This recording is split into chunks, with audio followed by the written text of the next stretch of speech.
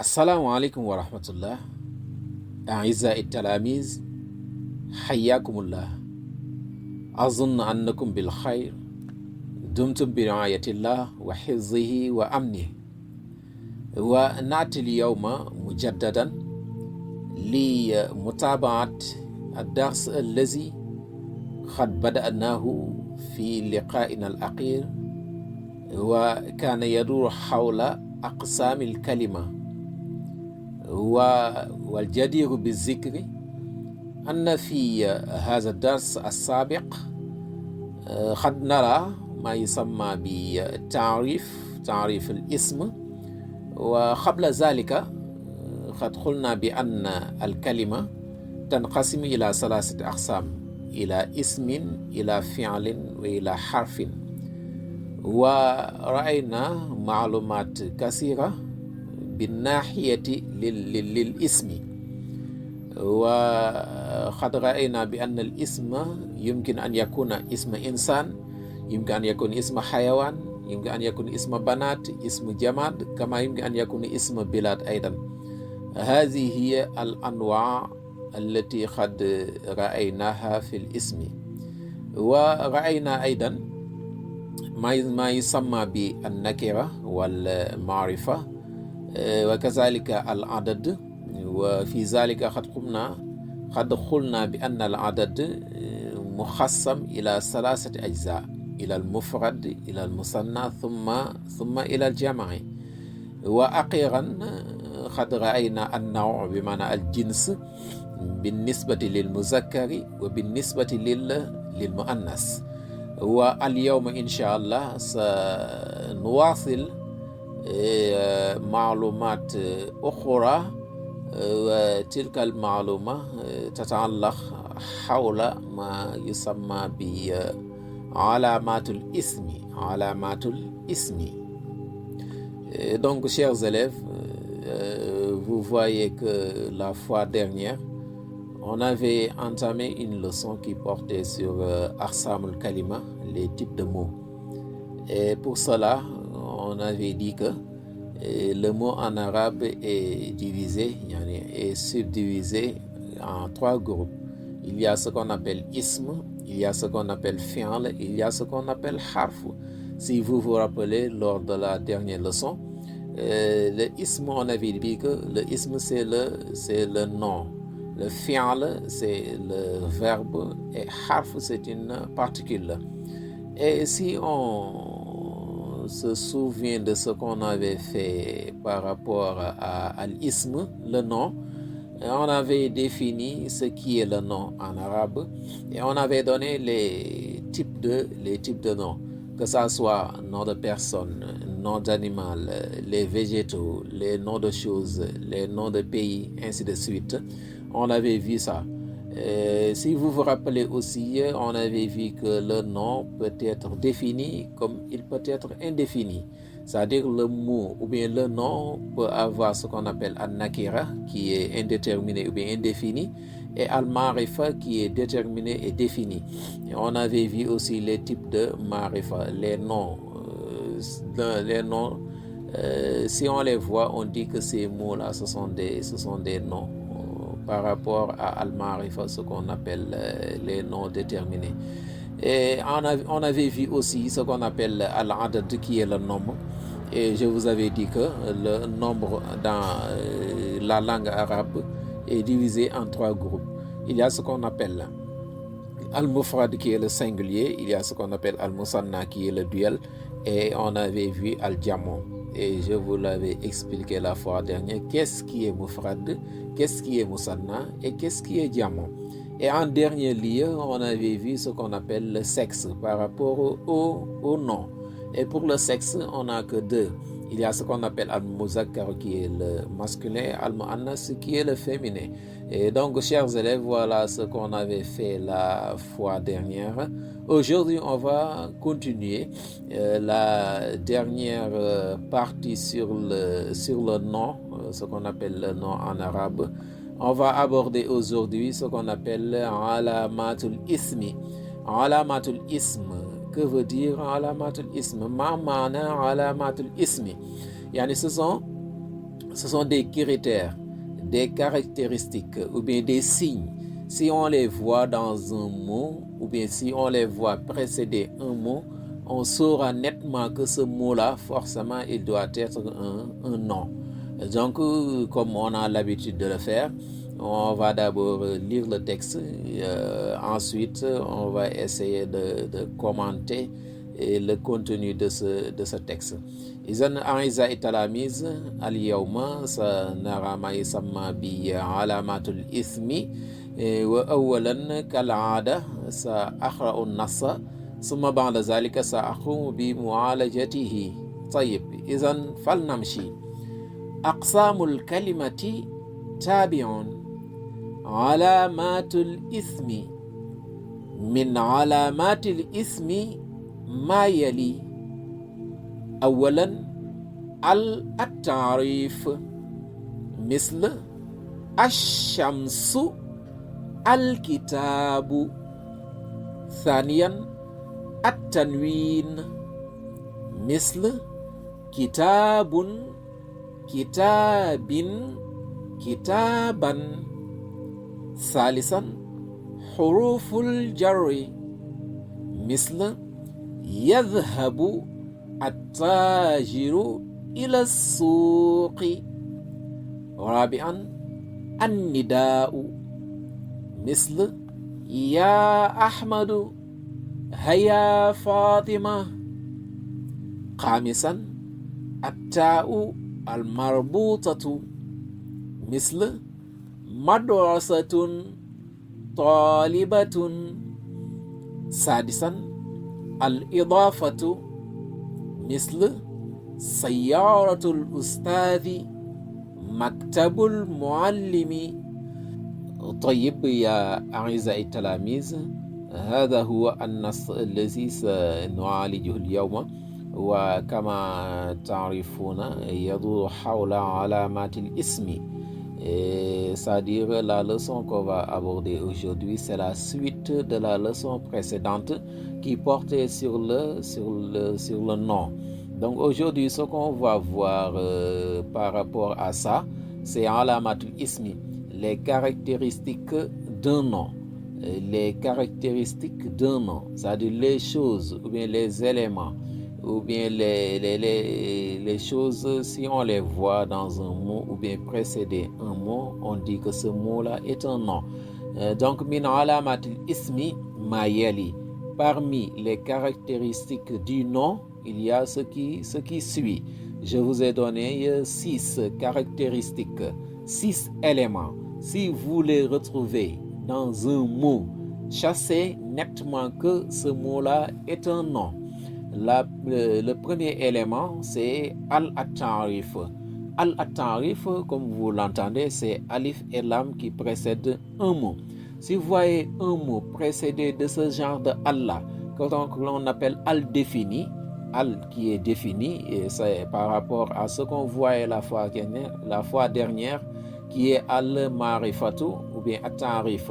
Donc ce Allah, si vous le voyez dans un mot, sachez que ce mot-là est un nom. Je vous ai donné 2 exemples. Le premier exemple, c'est Ashamsu. Ashamsu. Si vous voyez que ce Allah, vous voyez que ce mot Ashams est précédé de Al. Donc ce Allah, c'est ce qui indique que ce mot-là est un nom. Et j'ai donné un autre exemple, Al-Kitabu. Al-Kitabu. Donc, qu'est-ce qui vous indique que Kitab est un nom? C'est parce que ce mot-là est précédé par Al. Donc, voici la première caractéristique. Un mot précédé par Al, ce mot est un nom. Deuxième exemple, ou bien deuxième caractéristique, At-tanwin. At-tanwin. Donc, si vous voyez dans un mot un tanwin, sachez que ce mot-là est un nom. Et si vous vous rappelez bien, à tanwin, on a 3 sortes de tanwin. Il y a ce qu'on appelle tanwin dhamma, tanwin kasra et tanwin fatha. Ou bien dhammatani, fathatani ou kasratani. Donc si vous voyez ça dans un mot, il faut faut que vous sachiez nettement que ce mot-là est un nom. Donc ça, voilà ce qu'on appelle at-tanwin. J'ai donné tanwin damma, j'ai donné un exemple de tanwin kasra et un exemple de tanwin fatha. Par exemple, j'ai dit kitabun, kitabun. Kitabun est terminé par bun qui est tanwin damma. Donc ce mot-là est un nom. Kitabin, kitabin. Ici, le bun est changé en bin. Donc, on a ici un tanwin kasra ou bien fat kasra tayni fi akhiril kalima. Donc, ce mot-là est un nom. Vous avez aussi un autre exemple. Kitaban, kitaban. Ici, qu'est-ce que vous voyez? Vous voyez un tanwin fatha. Donc, sachez que ce mot-là est un nom. Donc, voilà le cas du tanwin. Si vous retrouvez un tanwin à la fin d'un mot, ce mot-là est un nom. Et pour remarque, le tanwin toujours se trouve à la fin d'un mot. On n'aura jamais un tanwin en arabe qui est à la première lettre du mot, ou bien toujours ça se termine à la fin du mot.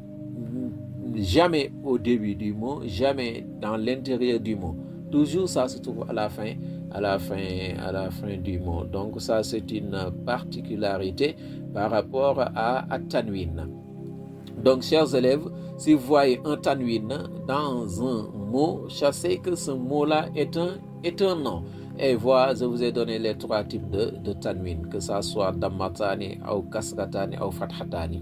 Ou bien autrement dit, tanwin damma, tanwin kasra et tanwin fatha. En troisième lieu, la troisième caractéristique, c'est si le mot admet ce qu'on appelle huruful jarri. Huruful jarri, ce sont les particules indirectes.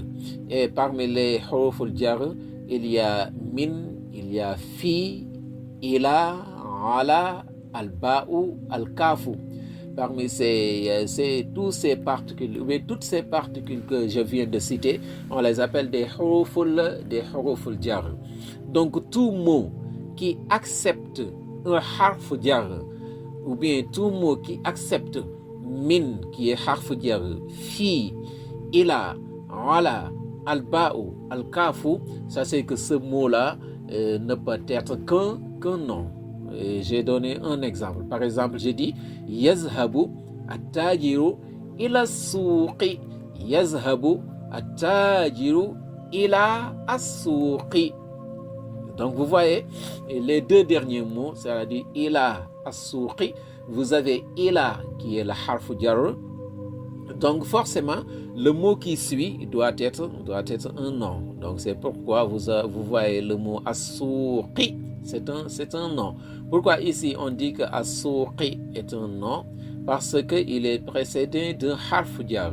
Donc voilà la troisième caractéristique du nom. Et donc, il y a une autre caractéristique du nom qui est an-nida'u. An-nida'u, c'est le vocatif. Par exemple, il y a ce qu'on appelle les huruf nida. Huruf nida.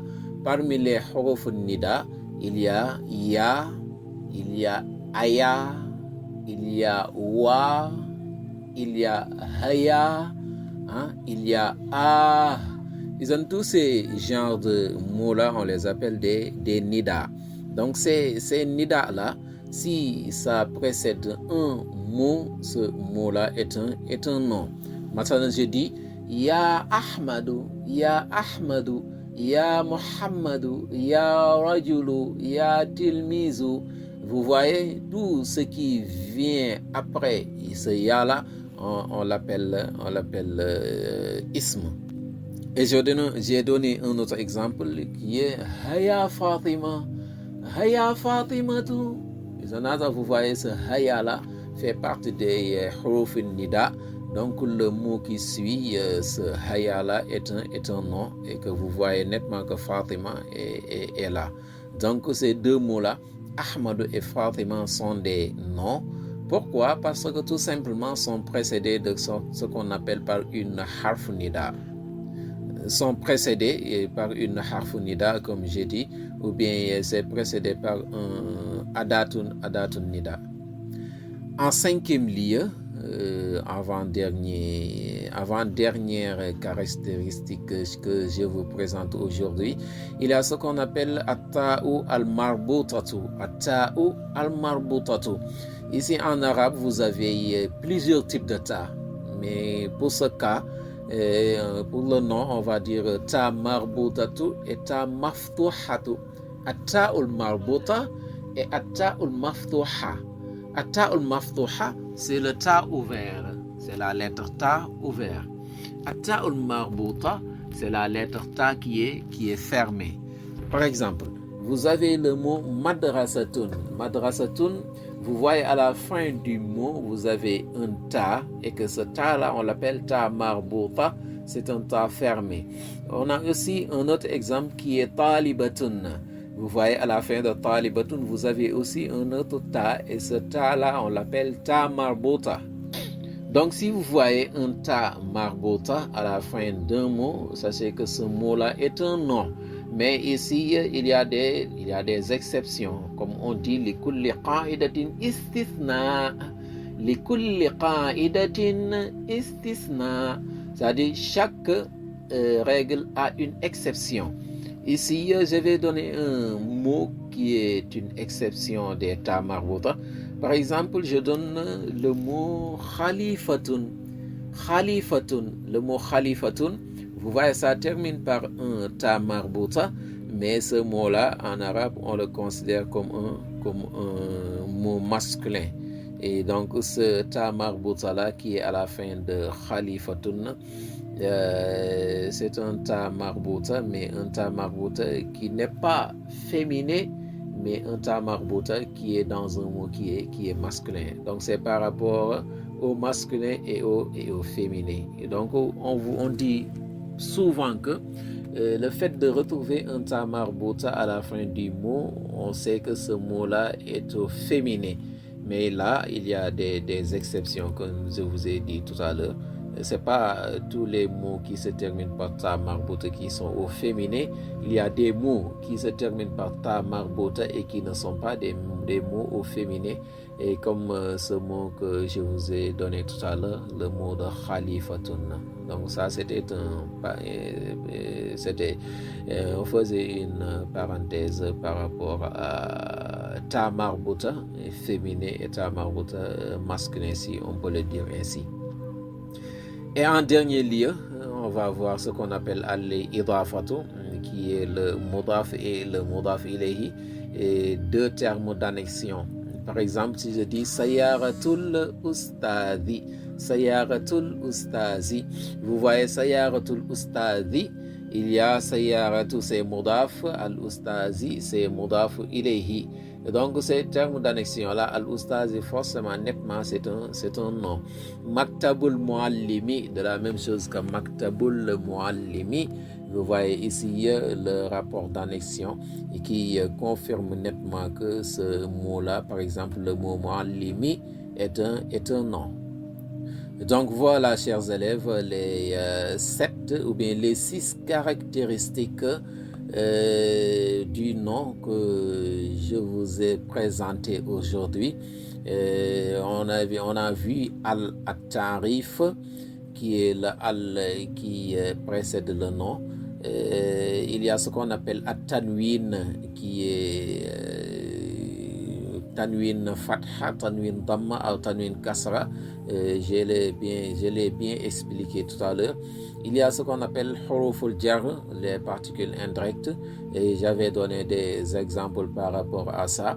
Il y a ce qu'on appelle an-nida'u, aussi c'est bien expliqué. Il y a aussi at-ta'ul marbuta, et en dernier lieu ce qu'on appelle al-idafatu. Donc toutes ces caractéristiques-là, si vous les voyez dans un mot, chassez nettement que ce mot-là est un nom. ويا أعزائي التلاميذ قبل أن نأتي إلى النقطة التالية يعني إلى القسم الثاني لأقسام الكلمة هذا هو الفعل فلا بد من أن أعطيكم تطبيقات وهذا هو ما ترون في هذه الشاشة التطبيقات. أولا ضع خطا تحت الأسماء في الجمل التالية.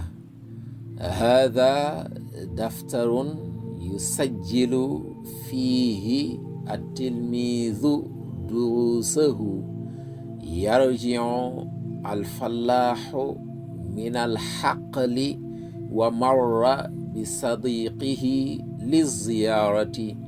سامبا ولد. الخياطة في الدكان. ثانيا كون جملا مع الكلمات التالية: القمر، الحمار، مسجد، هاتف، منزل، التفاحة، فرنسا، عبد الله، نجار، خديجة. Donc ici, chers élèves, je vous ai donné deux exercices à faire avant que l'on entame le deuxième point des types de mots qui est le fi'l, le verbe. Vous allez essayer ces exercices-là. Le premier exercice, j'ai dit dans khattan tahtal asma'i fil jumal taliya. Vous soulignez les noms qui sont dans ces phrases suivantes-là. J'ai donné 4 phrases et dans chaque phrase, vous allez souligner les noms qui sont dans ces phrases-là. Deuxième exercice, j'ai dit Kawin Jumalan ma kalimat taliya. Vous allez construire des phrases correctes avec ces mots que je vous ai donnés. Et si je ne me trompe pas, je vous ai donné 10 mots. Je vous ai donné 10 mots. Donc chaque mot, vous allez l'employer dans une phrase correcte. Donc voilà le cours d'aujourd'hui, chers élèves. Et la suite du nom par rapport à ce qu'on appelle alamatul ismi, les caractéristiques du nom. Et en second lieu, je vous ai donné 2 exercices à faire. إذن وحياكم الله يا أعزائي التلاميذ وإلى اللقاء والسلام عليكم ورحمة الله تعالى وبركاته.